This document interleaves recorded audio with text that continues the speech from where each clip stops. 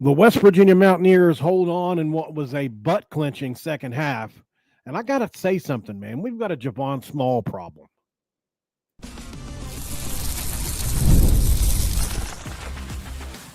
You are Locked On West Virginia, your daily podcast on the West Virginia Mountaineers, part of the Locked On Podcast Network, your team every day.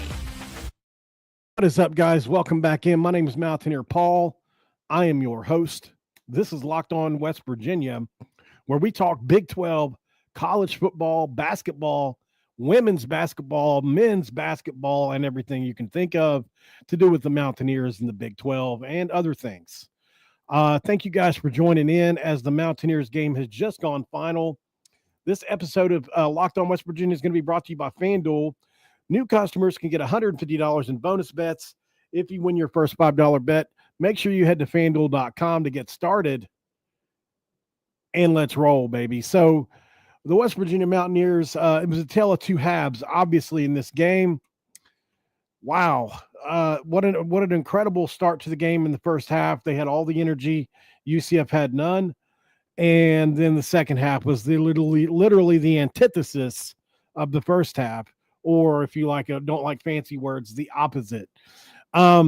So I said it in the open. West Virginia has a Javon Small problem. Let that sink in for a minute. How many people disagree with me about that? I'm curious. And it probably isn't in the way that you think. So while I'm not breaking any news here, obviously to me, from the guy, sitting at home on his computer, West Virginia is so reliant on Javon Small to a fault that we can't be anything without him on the floor. It's literally almost like being dependent on some kind of substance or drug or something like that. Of course, that's what I would compare it to. But without him, we are nothing. Literally, I don't think we could beat the worst team in the league without Javon Small on the floor. It blows me away. Now, could we adapt over the course of a season? Maybe we would get some wins, but I don't think we realize just how it's a huge gap between having him on the floor and not. So yeah, I just think that, lucky to have him, but at the same time, it's a curse, right? And tonight's game was a huge reason as well. This game shouldn't have been close. There was some hairy calls in the first half. I thought UCF was trying to bulldoze our guys. Over and over, putting the shoulder down. Finally, we got some calls in the second half with that. But here's the reason it happened. At the end of the day, we're the more talented team, I believe. Now, they got a couple guys in that team that are really good, that will probably be in the portal after this year unless UCF pays them. Especially the Johnson kid. He'll get paid. He may be the, if he goes portal, I don't know what year he is, but I could see him being one of the two or three best players in the portal this coming year. He can do it all. He's an elite scorer. He may be the only guy I felt like, really outplayed Javon Small in the game this year head to head. But here's what happened, man. It was it's not that they're better than us. It's that we ran out of gas. It was very obvious in the second half. Our guys had hands on knees. We just didn't have any gas left in the tank. And Darren DeVries is not going to play. And he tried to get our guys rest, where he could. But that's when UCF really mounted a lot of their comeback, But you got to let JP and Javon and those guys get on the bench every now and then. Now, come the NCAA tournament, maybe you can play 40. I don't know. But as far as I'm concerned, this is insane the way that this team continues to play just so many minutes. And I don't know exactly how this is going to work going forward, but I will say this. We're lucky to have Javon Small, guys. We are very lucky to have Javon Small. And I don't know what we'll do next year when we have to replace him, because it's going to be interesting. Let's just say that much, right? It's going to be very interesting. So let's look at the box score really quick in this game, and just kind of figure out how we got here. I've seen a few people mention Jonathan Powell. Yes, absolutely. Can't not mention JP. He did an excellent job in this one, guys. And let's see. Yeah, that's from right there. So JP did an awesome job in this game. Whenever I think about JP, I think about how far he's come since the first few games of the year. That kid, man, he is really become a clutch shooter for us. And he's done this multiple times this year. When we need a basket, he's like the only guy that can get it, you know? Obviously, we have Tucker returning next year. I get that, but that's a totally different style. It's a totally different. I don't know the way you can give Javon the ball and he's going to make a play 3 or 4 different ways. Tucker does it differently. He does it on defense. He gets his hands in passing lanes, and he shoots those, the big three. But we'll see. It's going to be fun to pay attention to, no doubt. And luckily, we don't have to talk about that or go there just yet. So overall, West Virginia shot 40% from the field. That was all second half. I would love to see the first half numbers. 3-pointers, 37 shots went up. God, 12 were made. 32%. You'd like to see that around 35, especially on 37 shots. UCF, 8 threes, which was all from 1 or 2 guys. Free throws, 11 of 17. West Virginia, 6 of 10. It was there was a couple calls that the technical on Sincere was horrible. Yeah, he bumped him, but God, that happens every game, man. It's like the emotions are high. I don't know. That was in my opinion, that was a bad call. Even if that would have happened on UCF, internally, I would have felt that way. West Virginia somehow wins the rebounding battle in a game where the second half felt like the first half, where they were getting all the extra boards and loose balls and things like that. 17 offensive rebounds was the difference in this game. The inside-out 3 really helped us in this game. Defensive rebounds, we won by 2, which is pretty shocking considering they had a 7-2 guy. 17 assists, 5 blocks, 6 steals, 15 turnovers, which a lot of those came in the second half, and 16 personal fouls. UCF, Darius Johnson had 27, 5, and 3. He was definitely really good. Their next best player was, I thought, probably, even though he's not really in the stat sheet too much, it was probably Coleman, number 6, or Hall, number 4. Those guys are really, really bugged us on the defensive end of the floor, especially. I felt like they bothered Javon getting into the lane, and they've got a lot of what I would consider good length. And they remind me of BYU sort of with all that length. So, I think they're a year away. They're a pretty good team. If the Dawkins can keep those guys together, they're going to be good. So keep your eyes on the UCF Knights as we go through the next 365 days or so. But with the portal, it's just, you never know, man. You never know what these guys are going to do. So big win.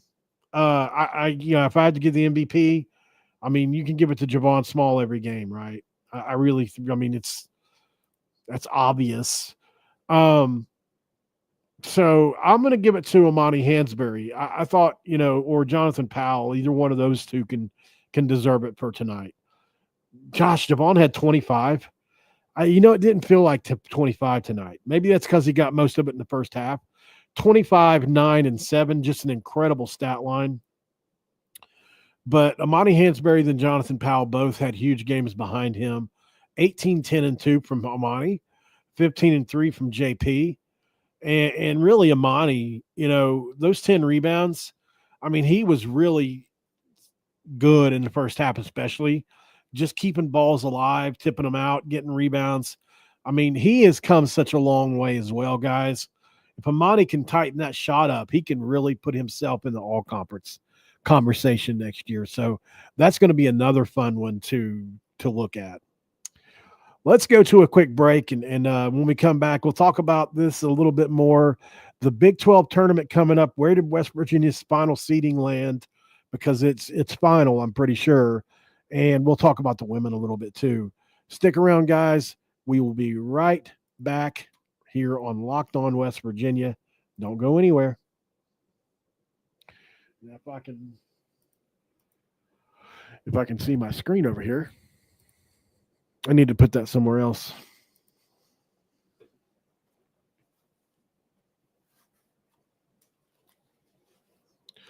There, that's better. I couldn't see over my hat really either. And this episode of Locked On West Virginia is going to be brought to you by FanDuel. Guys, did you know that FanDuel knows a lot about college basketball? They definitely do.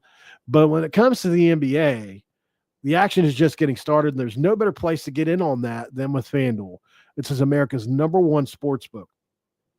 With FanDuel, you can place live bets throughout the game so you don't even miss the action, opening tip, or if you want to bet on a fourth quarter comeback, you can stay in the action. And if you're looking for a bigger payout, you can even combine your live bets into a same-game parlay.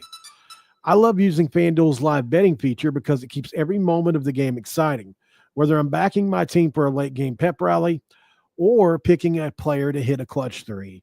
I never feel like I've missed my chance. Plus, the app is easy to use, and when you win, you get paid instantly.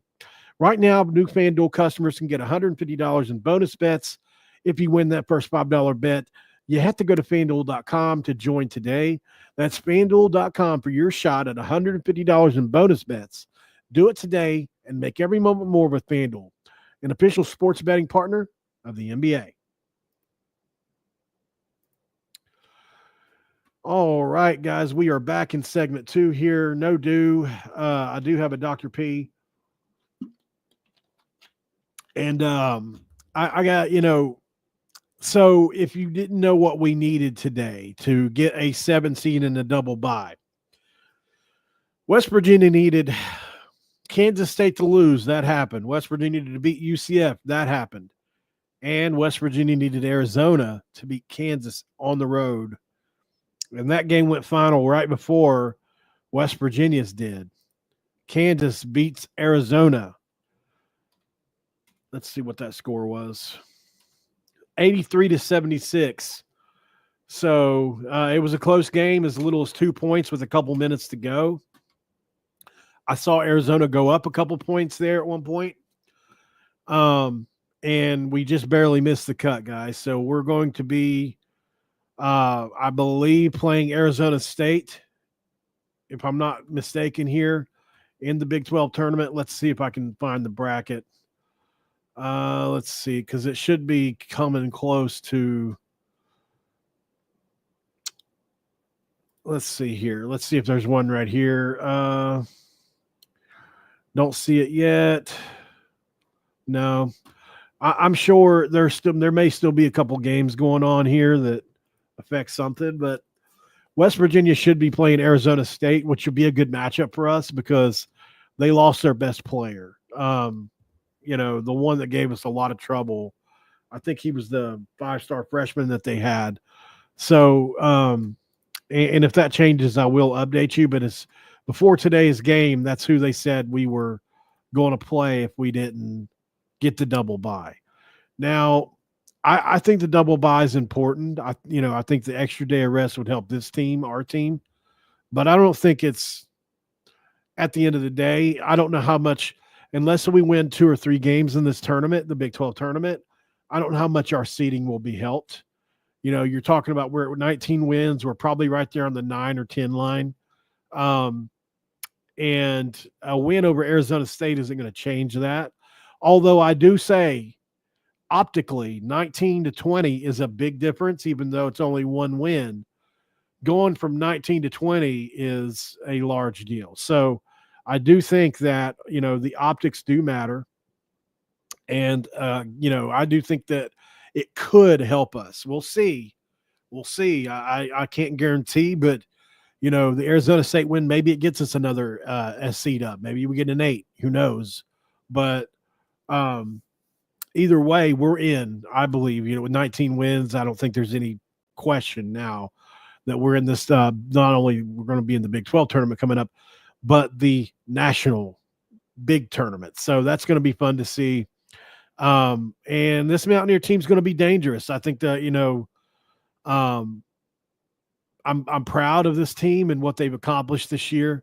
Although they give me a heart attack sometimes, although they go through really, really bad spells of offensive, lulls, and it's rough. That's who we are. We can only play hard certain portions of the game. And today, it was the first half and parts of the third quarter and fourth quarter, or well, you know what I'm saying, the parts of the second half. So I think, and here's another thing too, we've gotten a lot of, we're so battle tested. Think about how far our battle testedness goes back. Is there a team more battle tested than us? I would say there's probably not 5. Think of all the close games we've had to be in because of how we play. You go back to Atlantis when we went to 3 straight overtime games versus teams that are all going to be in the tournament. And I think we're going to be a team that on short notice, a lot of teams are going to struggle with, especially if the games are called, a little bit more on the lenient side so we can be a little more physical. So, we're not a Bob Huggins team because like our Bob Huggins teams were more like the UCF team we just faced, right? Really trying to bulldoze teams down into the lane, that kind of stuff. But yeah, so it's going to be fun to see if they let us play defense. I think we got a real good chance to go maybe to the Sweet 16 this year, round of 32. I do believe we have that kind of talent to get there with Javon. The UConn team that people keep comparing us to with Kemba Walker. They had Kemba Walker is a player that a lot of people compared Javon Small to. And we have JP and we have Hansberry, and we got guys that can get hot. And especially if Okani, he was rough today, by the way. Speaking of players that I felt like had a pretty rough game, Javon was getting on to Okani today. And unfortunately, he just kind of had a couple rough moments, if you will. I don't know why. It seems like he lacks confidence sometimes. Other times he makes plays. I'm not saying he doesn't, especially on defense. But, man, he has his moments where it's like, what was that? Like, okay, we were kicking the ball in transition earlier in the game, and he caught it in the corner, and then he turned around and started doing that. And it's such a long dribble. It takes forever. It's almost a carry how long he's got it in the air dribbling it, and guys just poke it out. It happens to him all the time. Like somehow somebody, and I'm sure they do this. I'm not saying the reason those guys haven't tried, but man, he's got to keep that ball closer to the ground. Like it's hanging up in the air for so long, man, whenever he's trying to back somebody down, that teams have seen this on tape and they send another guy from behind, and that happened. And then I seen him get the ball poked out 2 or 3 times today like that. So, I mean, if I'm seeing it as a viewer, sure to God, coaches are seeing it. And, he just does things on the offensive end that drive me crazy with the ball in his hands. Transition threes, he almost never takes. Like literally, watch Okani in a transition situation at 3. Maybe he's not comfortable. I'm not saying he is. But when we're swinging the ball and he gets it in a momentum type situation or in transition, he just doesn't take the shot. He'll do this little juke thing where he goes in and back out again and he's dribbling, or he'll try to back somebody down and make a pass. I just wish he was, a little bit more aggressive sometimes, because he can be frustrating to watch sometimes, although he does make up for a lot on defense sometimes. But man, his IQ, basketball IQ is it can be difficult to watch sometimes. So and I don't mean to bash on Okani. I love the guy. Hey, he's been on the show, but I'm just saying what about him frustrates me sometimes from my personal point of view. If you didn't know, the West Virginia women played today in the Big 12 tournament. I believe it was in the quarterfinals. and they lost the game to TCU, the number 1 seed. They were in the game all game long, and Haley Van Lith had 19. Sedona Price, the big center, had 18. They both played 39 minutes. JJ Quinterly had 20 points in 40 minutes. So they kept her on the floor as long as they could. She really didn't have a secondary scorer today. I mean, they had a few girls that helped. I kept my eye on the game as long as I could. And that's the difference between a team with 30 and wins and a team with 24. So, I think West Virginia in this women's team is capable of making a Final Four or an Elite Eight. But I don't know about a national championship this year. I think they're maybe 1 year away. They just don't have the bigs. So we'll see what Kellogg does in the offseason because they got money to spend. We know that. We were gifted $10 million to spend over quite a few years there, and they addressed a lot this offseason. So we'll see what they do. But this is going to be a team that is going to be dangerous. Defensively, they turn people over, and I'm looking forward to it, man. So we'll see what they do in the tournament, but I still feel like Haley Van Lith, although, she played better tonight and then in their head-to-head matchup, I still feel like over the course of the year, nobody's more valuable to their team than Quinterly. And another thing today, guys, let's talk about it next because I'm going to be pissed. I'm literally pre-pissed off about this. I'm already mad. The guy on the announcement table said that Javon Small is just a little too far away from the player of the year conversation. Who the heck else is ahead of him? And this episode of Locked On West Virginia is going to be brought to you by Nissan. Got to drive a Nissan. We're all about the stats because numbers don't lie. And when it comes to the all-new Nissan Armada Pro 4X, the numbers are on an MVP or Javon Small level, if you will. With the ability to tow up to 8,500 pounds, it can quite literally carry the whole team, just like Javon Small, plus the gear wherever you go.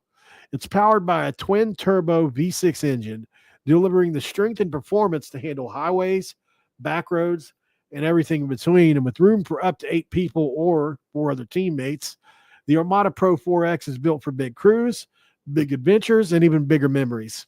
Whether you're exploring the off-road trails or rolling up to the arena, the Armada Pro 4X brings power, versatility, and style wherever you go. Take your adventures to new heights in the all-new Nissan Armada Pro 4X, but you can learn more at nissanusa.com.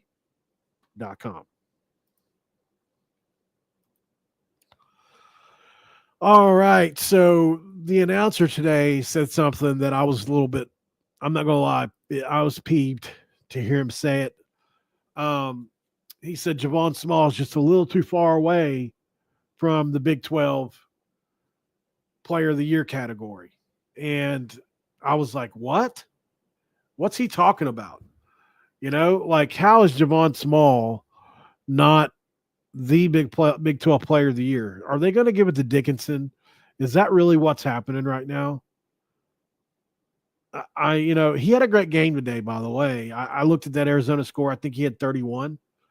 But if you're going to sit here and try to tell me that he is better than Javon Small or more valuable to his team than Javon Small, well, we can just go round and round about that because I just feel like there's nobody. Who else in the league should get it over him?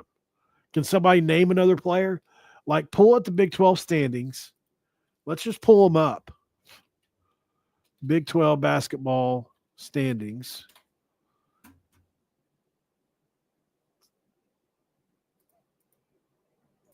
All right. So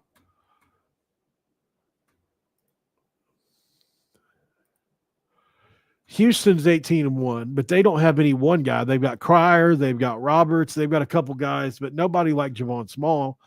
Who does Texas Tech have that's on that level? Nobody. Well, Arizona's got Love, but is he the Big 12 Player of the Year? I wouldn't say that. BYU is a total team effort. Iowa State lost the one guy that would have been in the conversation to injury for a few games, and so he's not being mentioned anymore. Obviously, Hunter Dickinson from Kansas, Baylor. Then you're down into the teams with West Virginia. You got Baylor, TCU, Kansas State. Kansas State's the only. I said this the other day, but Kansas State would have been the other team with a name power to really compete with with the player of the year kind of thing. There's nobody else. Like, I guess let's look at the rosters here. I'll look at Texas Tech first real quick. So they've got Elijah Hawkins. That's right. They got JT Toppin. I forgot about him, but maybe Toppin. I don't know. What's his? So he's averaging 17.8 points per game. That's pretty good. 9 rebounds per game. I mean, I could.